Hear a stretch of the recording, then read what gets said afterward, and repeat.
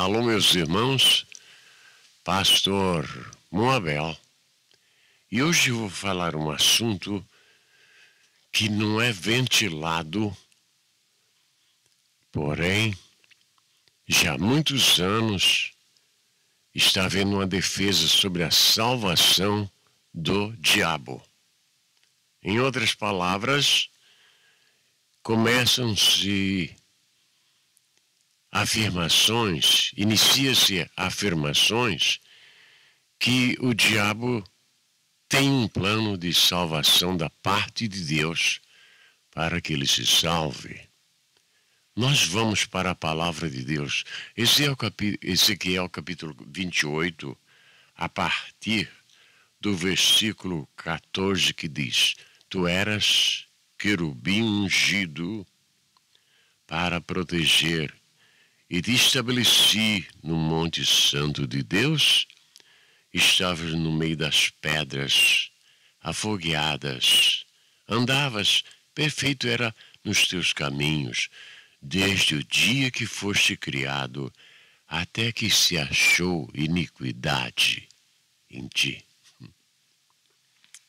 Palavra do Senhor. Do modo que Deus criou o mundo pré-adâmico, do modo que Deus criou o mundo para que o ser humano vivesse nele, não precisaria de um hospital, não precisaria de um analgésico, não precisaria jamais da presença de um médico. Não, porque não havia doença. Não havia doença. Não havia como se preocupar com gripe, resfriado, dor de cabeça, dor no joelho, artrite, coisas dessa natureza. Não havia necessidade. Deus fez este mundo com anjos, arcanjos, querubins, serafins e o homem. Acontece que o ser que regia a terra era o diabo, um ministro de Deus. Não era chamado diabo, não.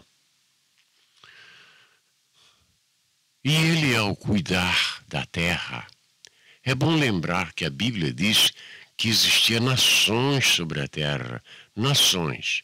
E uma nação tem sua língua própria, tem sua parte geográfica, seus hábitos, sua bandeira, suas cores e seus costumes. E o diabo é que cuidava da raça humana. E tudo ia muito bem. Até a roupa dele foi descrita. Ninguém neste mundo se vestiu igual a ele.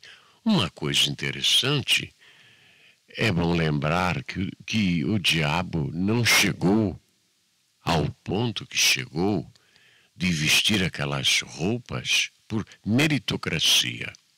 Ele não fez nada para merecer aquilo, em absoluto. Deus deu a ele, Deus criou ele assim. Mas ele corrompeu-se, foi encontrado iniquidade nele. Toda iniquidade é pecado. Ele quis tomar o lugar de Deus. Não é isso que acontece hoje. Você trabalha numa firma, tem uma posição importante, já tem 5, 6, 10, 20 querendo o seu lugar. É assim. Eles não preparam um caminho para eles. Eles querem tomar o lugar do outro para pegar aquilo que já está feito, que alguém já produziu, já suou para chegar lá. E assim, o diabo quis tomar o lugar de Deus. E ele Até onde se sabe, ele conseguiu o apoio do mundo pré-adâmico e conseguiu a terça parte dos anjos para lutar contra Deus. Agora imagine você. Deus criou tudo, mas a sua própria criação voltou-se contra ele. Não é de admirar que você sofra nesta vida, porque o mal é assim. Você ajuda o ser humano e depois ele se volta contra você como uma serpente, como um cão bravio para lhe destruir. Foi isso que o diabo fez. E hoje tem um grupo que caladinho, lentamente, vem trazendo uma ideia que Deus vai salvar o diabo, que existe um plano de salvação para o diabo. Porque salvo uma vez, salvo para sempre. Ora, está muito claro na palavra de Deus que tudo aquilo que temos de vida espiritual pode se perder de um momento para o outro. Encontramos Lucifer, que perdeu o seu lugar no céu. Ele era salvo, por favor. Que ninguém pense que ele era perdido quando ele era o ministro de Deus. E Adão e Eva. E pela vida fora encontramos muitos que abraçaram Deus e depois se perderam. Demas, existe uma lamentação sobre ele, porque ele era um servo de Deus, mas ele amou o presente século. Agora, meus amados irmãos, olhe que coisa interessante. Jesus Cristo veio à Terra e ele tinha uma mensagem: arrependei-vos, arrependei-vos, arrependei-vos. Mas o que é que você vê hoje? As pessoas continuam nas mesmas maldades dos antediluvianos. Os mesmos males que aconteciam nos dias de Noé acontecem hoje. O afastamento de Deus. As pessoas estão tão envolvidas com este mundo que abandonam a Deus. Igrejas que foram construídas para o louvor de Deus, hoje são vendidas para serem boates, para serem dormitório de estudantes, para serem bares, lugares de comércio, igrejas. Sabe por quê? Porque os pastores que assumiram aqueles púlpitos não tinham a mensagem de Deus, não tinha verbo para dar ao povo, não leram a Bíblia, não estudaram, não se prepararam, serviram como cozinheiros só arroz e feijão, e o povo se enfadou e saiu. Agora, hoje, um grupo de pessoas que até se chamam de teólogos, quando não existe nenhum teólogo vivo. O que é um teólogo?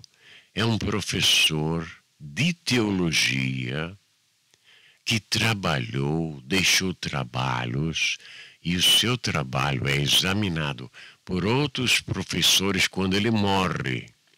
Ele morreu, seu trabalho é examinado, e então ele será considerado teólogo ou não. Mas hoje existe um jogo de interesse. Pedro chama João de teólogo, João chama Pedro de teólogo, para que ambos sejam reconhecidos perante a sociedade. Mas eles não são teólogos coisa nenhuma. É tudo conversa fiada. É, como se diz lá no Rio de Janeiro, é um jogo de compadre. Vocês entendem? Para terem o holofote da sociedade. Como que o diabo conseguiria o perdão de seus pecados se ele que criou o mal, Deus criou ele perfeito, Ele não fez nada para chegar onde chegou. Nenhum trabalho. Mas ele chegou lá por vontade de Deus. E nesta posição ele se aproveitou para destruir o plano de Deus. E agora está a humanidade aí. Guerras. Guerras que não cessam. Pessoas inocentes morrendo. Doenças por toda parte. Fome, miséria, angústia, dor. Depois de o diabo incitar o ser humano a destruir o seu semelhante, então milhões e milhões e milhões sofrendo com a presença do diabo, e Deus depois vai salvar ele. Aí seria interessante, lá na eternidade, você encontra o diabo lá, porque segundo eles, existe um plano de salvação para o diabo, e o diabo passa por você. Ai, João, tudo bem? Olha, foi mal, viu? Lá na terra foi mal. Mas agora está tudo bem.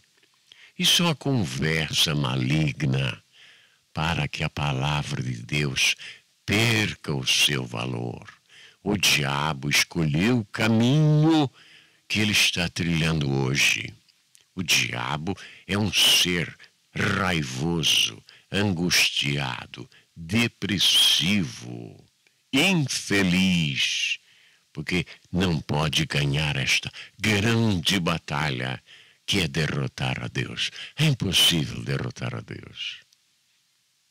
A grande tarefa de Satanás é levar o homem à perdição, digo, para que Deus seja maltratado no seu propósito. Mas ele jamais conseguirá o perdão, porque ele que iniciou essa revolta do homem contra Deus.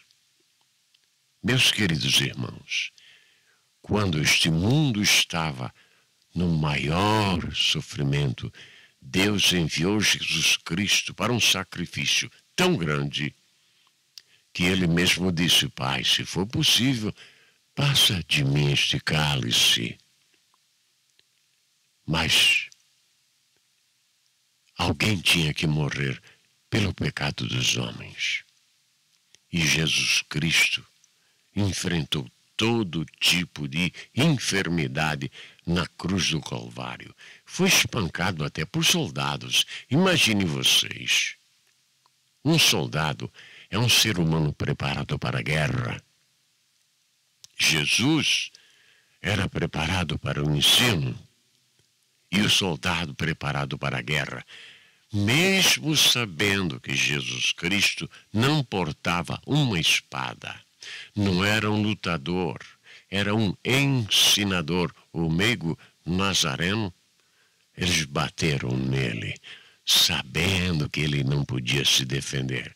Naquele grande dia, quando Pilatos apresentar-se diante de Deus, ele disse para o povo: eu lavo as minhas mãos. Que farei de Jesus Cristo? Disse ele. Mas naquele grande dia ele vai dizer: que fará Jesus Cristo de mim? Portanto, se alguém se aproximar de você e tentar passar uma ideia que o diabo tem um plano de salvação, de redenção, vindo de Deus para salvá-lo, esta é uma mensagem satânica. Este mundo não precisaria de uma lágrima verter se não fosse por emoção, se não fosse por alegria, mas hoje as lágrimas vertem. Em muitos lares não há comida, em muitos lares não há saúde, em muitos lares não há paz, em muitos lares não se sabe como será o dia de amanhã. Portanto, meu querido amigo e irmão, a grande oportunidade que o diabo, como ministro de Deus, teve, ele lançou fora para todo sempre. E onde quer que você esteja neste mundo maravilhoso de nosso Deus, duas forças estão ao seu redor. Deus com a sua palavra e com o Espírito Santo para te abençoar, e o diabo com seus demônios para te levar à perdição eterna. Que Deus te abençoe, onde quer que você esteja, neste mundo maravilhoso de nosso Deus, sabendo que mais dia menos dia se apresentará o Senhor nos ares, conforme diz aos Tessalonicenses, num abrir e fechar de olhos, a igreja estará com Cristo por 7 anos. Depois a igreja voltará com Cristo, arcanjos, querubins, serafins, para liberar Israel das mãos dos seus perseguidores e do anticristo. Que Deus te abençoe, onde quer que você esteja neste mundo maravilhoso de nosso Deus. Amém e amém.